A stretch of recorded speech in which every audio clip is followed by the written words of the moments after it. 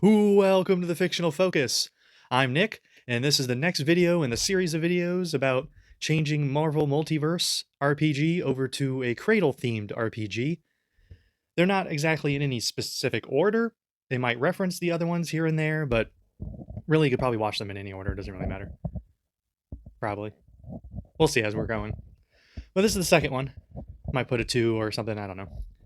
This one will be focusing on the advancement levels or the ranking system or the level system, whatever you want to call it.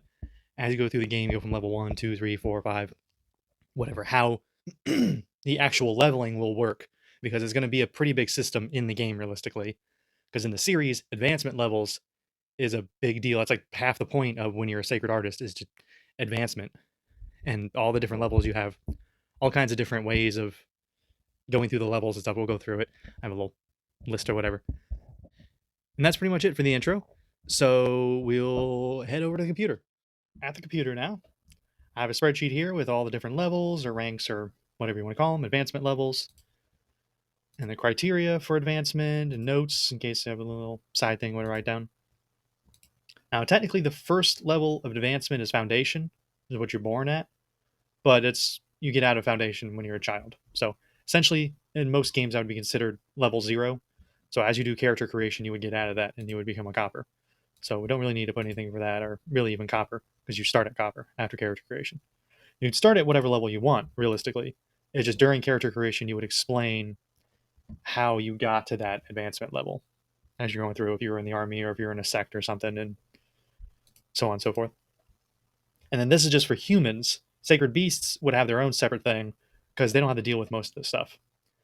But they don't get as many bonuses, and they have their own way of doing things. But it's actually a lot easier, so it doesn't even need to be a whole thing. But there's a bunch of stuff to this, so we're gonna do this right now.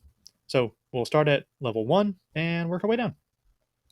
So copper, you start at copper after character creation. So then get to iron. You get to iron, you need experience. All the levels you'll need experience, but we'll put it in there just so you know. And then pick iron body. Format that to wrap. There we go. Because when you go to iron, you get an iron body. And the iron body basically gives you like passive bonuses, essentially. And you'll have that for the rest of your doing stuff. Like the main character had the Bloodforge iron body, which gave him a healing factor. It just burned his Madra to use it. And like Yaren had the Steelborn iron body, which made her more durable and stronger and faster than most people because her path didn't have an enforcement technique. So to make up for that, she had a specific iron body that made up for that weakness. So in the notes, we would just put figure out bonuses with GM. Something like that, where you just want to figure out what kind of iron body you want, either one that's in the series, which is not a lot that they explain what they do in the series, or you just make up your own to have bonuses that help your path and so on and so forth. And it'll not be anything too crazy. It'll just be like maybe like you'll get a boost to a skill or a couple skills, and then or maybe a passive like the healing thing. Like if you pick the Bloodforge Iron Body, it would give you like a skill or new ability, technique, whatever you want to call it, where you spend Madra to heal yourself. And then, but none of the other characters can do that. There's no other way to heal yourself unless you're on like a life path or something, or you have this iron body. That's basically it for iron experience, and then you pick your iron body, and then boom, now you're iron.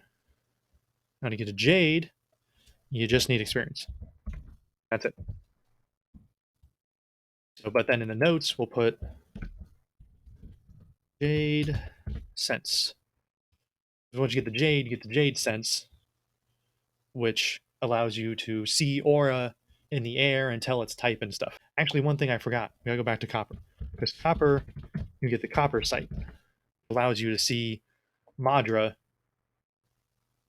and that kind of stuff. It's just another way to use your sense skill.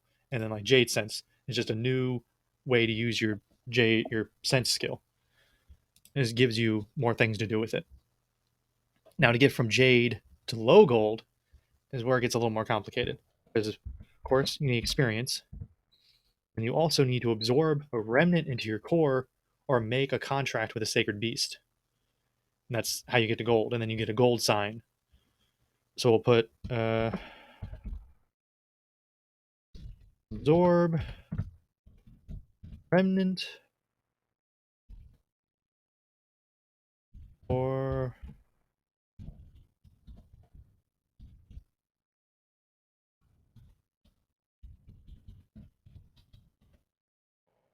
absorb remnant or contract with the sacred beast.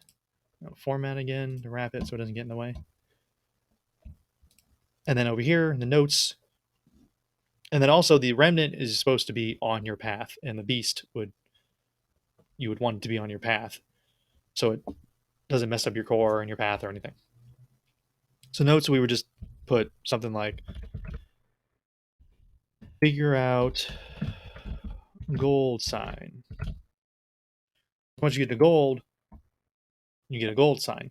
Now, when you absorb a remnant, usually the gold sign is some sort of appendage or something from the remnant that you took in. Like Yaren gets blade arms coming out of her back.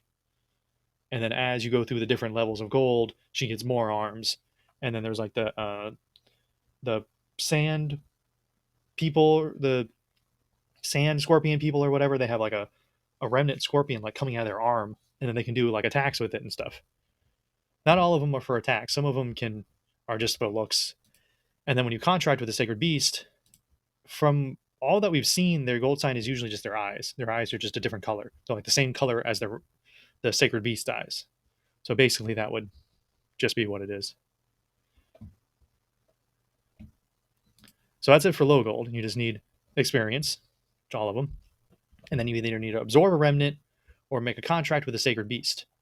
Which that the absorb a remnant thing that could be like an entire story or plot thing you do where they need to go out and find a remnant or need to go out and kill a sacred beast to make a remnant or something if they don't want to make a contract, and they go find a remnant. Or if they're in a sect or something, they could have a remnant provided for them if they do set amount of things.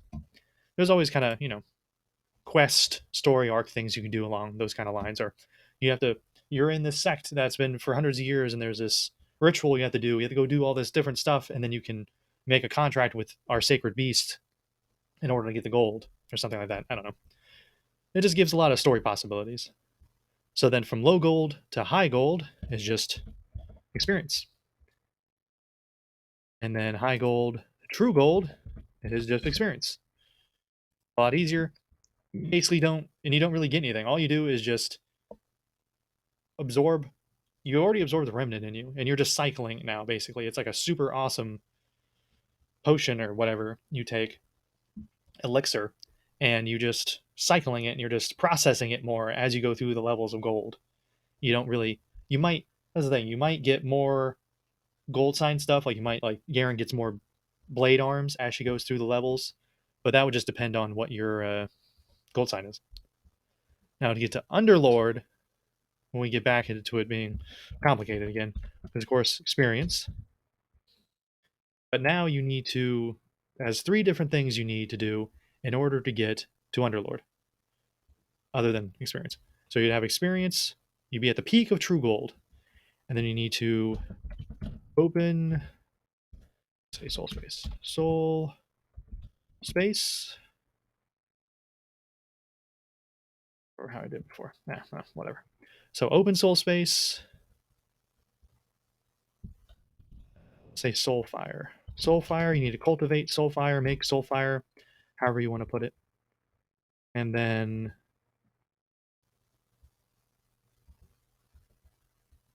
discover revelation.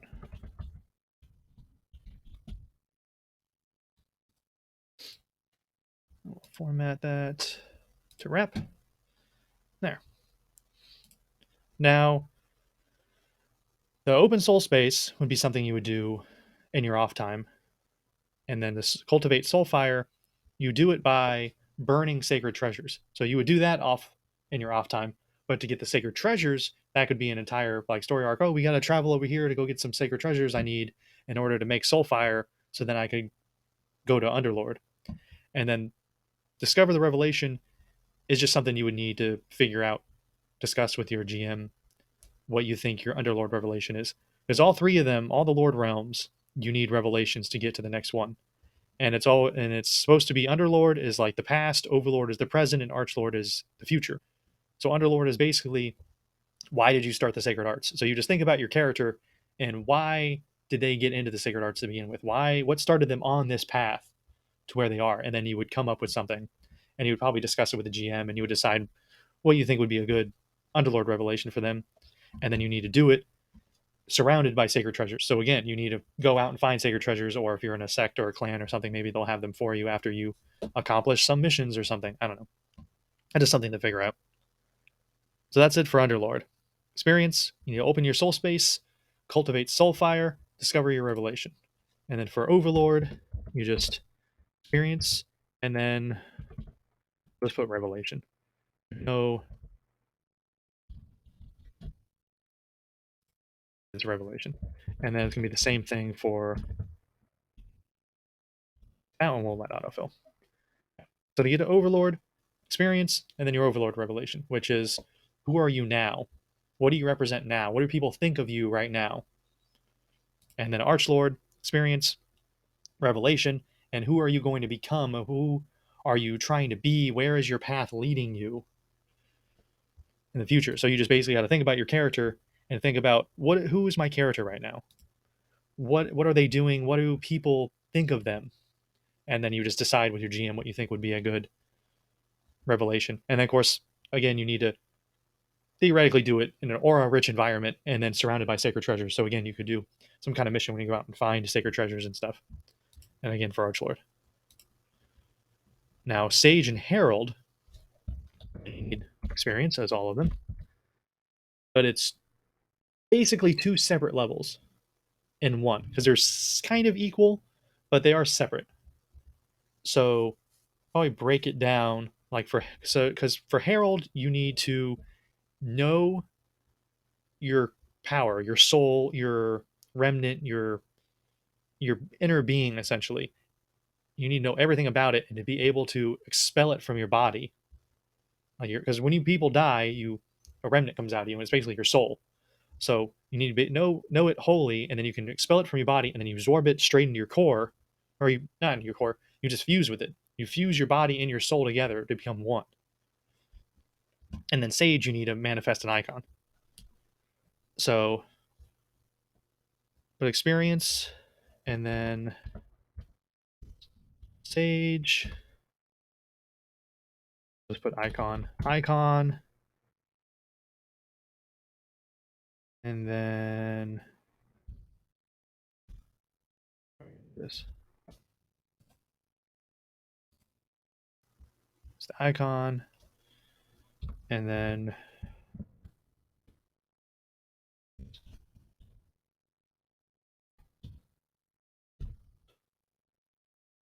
I don't know how you put that in. Something along the lines of manifest remnant.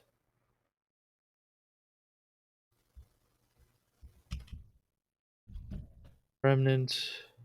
Or absorb remnant. There we go. We'll do that. Absorb remnant. Fuse a remnant. There we go. Fuse with remnant. So you need experience, and then you get a sage. You need to manifest an icon. To get the herald, you fuse with your remnant. Pretty simple, actually. I think about it. The fuse of the remnant, that would probably be something you would need to figure out.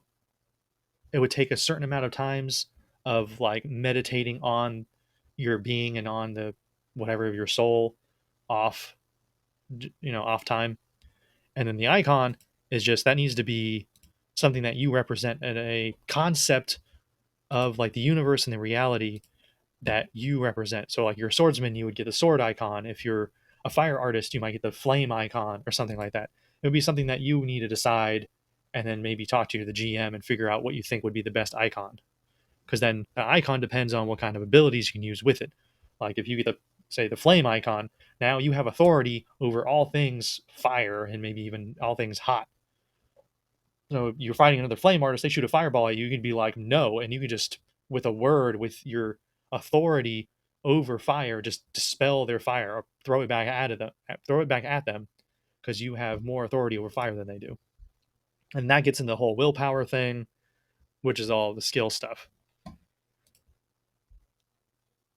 I mean, I guess I could put in the notes, figure out sage icon with the GM, but I know with that, so I'll leave that for now.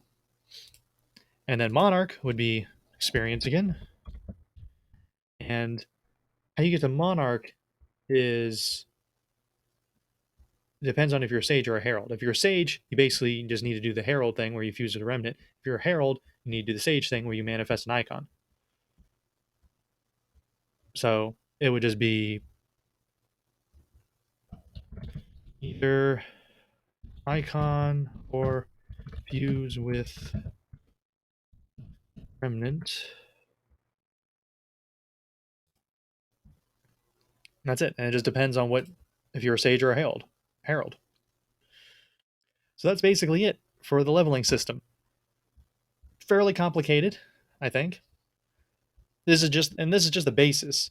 As we would go into it, and depending on what level they start at, and as they try to level up, it would get a lot more complicated, and then they would need to spend more downtime to do specific things, and there could be quests coming up to like find a remnant or to get sacred treasures and different stuff like that.